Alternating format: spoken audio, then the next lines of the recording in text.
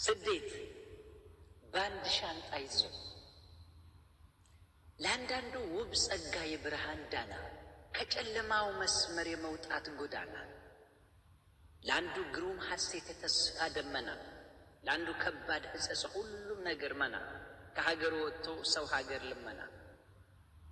ስደት የሕይወትን ትግል ወደ ላይ መቃተት፣ ወጣን ባለው ቁጥር ቁልቁል መንሸራተት፣ የኑሮን ስንክሳር የመመልከት ክስተት፣ በብዙ ጉዳይ ውስጥ ጦር የማወጅ ክተት።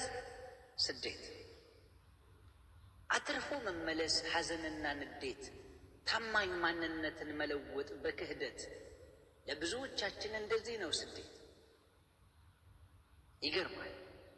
ስደት ስላልወጣህ ልብህ ስላልሞተ ምንም ቃል ብሰድር አይመስልህም ላንተ።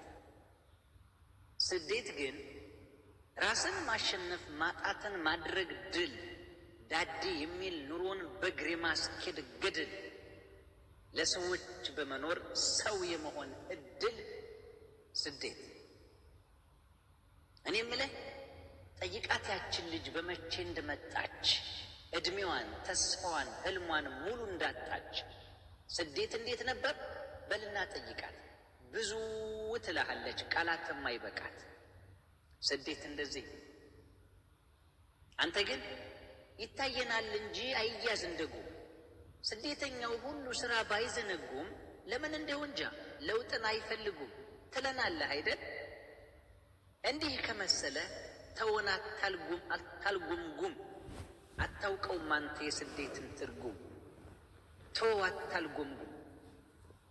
ለለውጥ ነበረ ከአገር የወጣ ነው፣ ግን ቤተሰብ ብለን ሁሉንም አጣ ነው። የእኛን ተስፋ ትተን ለሌሎቹ ኖር ነው።